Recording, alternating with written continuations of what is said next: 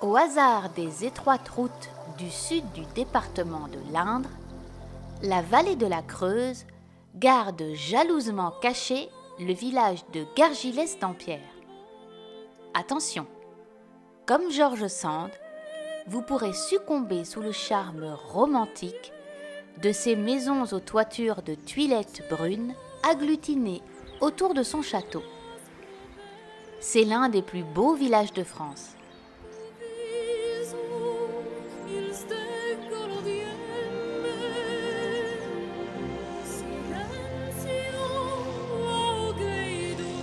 L'histoire de son château fort débute au 8e siècle avec les comtes de Gargilès.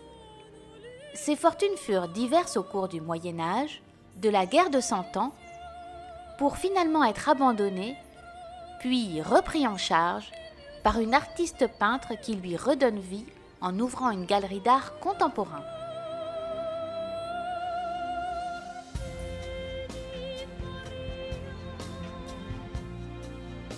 Adossée au château, l'église romane dédiée à Notre-Dame sera construite au XIIe siècle. George Sand a écrit « C'est un petit chef-d'œuvre. Elle est parfaitement homogène de style au dehors et charmante de proportions. À l'intérieur, le plein cintre et l'ogive se marient agréablement. Les détails sont d'un goût et d'une riche simplicité. On descend par un bel escalier à une crypte qui prend vue sur le ravin et le torrent. Notre-Dame possède un des plus beaux ensembles de chapiteaux du Berry. Les plus célèbres représentent 3 par 3 les 24 vieillards de l'Apocalypse.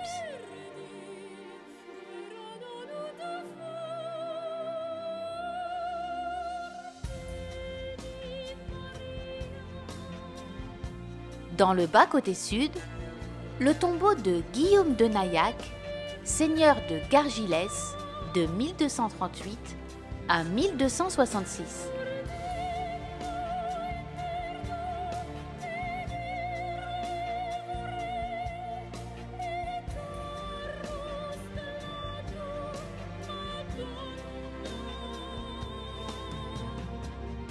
Sous le chevet de l'église s'étend une vaste crypte accessible par un escalier dans le bas côté sud. Ses voûtes sont décorées de fresques datées du XIIIe au XVIe siècle, représentant également des scènes des Saintes Écritures.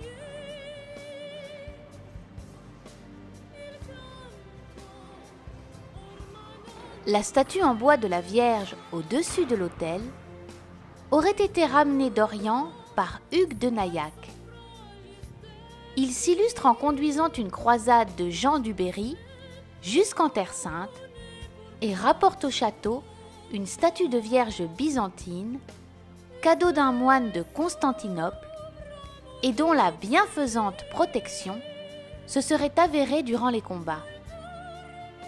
Hugues de Naillac construit pour elle une chapelle romane attenante au château, aujourd'hui église paroissiale du village.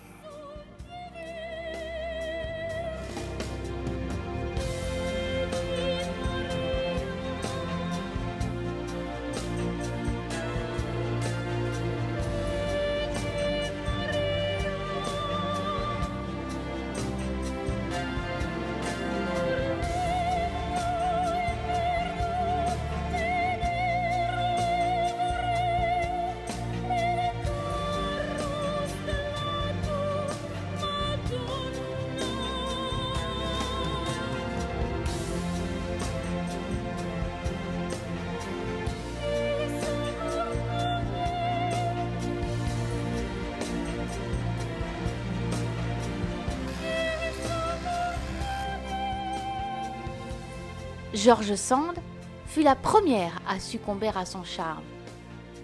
Elle a été suivie par des artisans d'art et des artistes tels que Pierre Jamet, harpiste de renommée internationale, qui créa en 1964 l'Académie internationale de harpe, puis le festival qui a lieu tous les ans au mois d'août.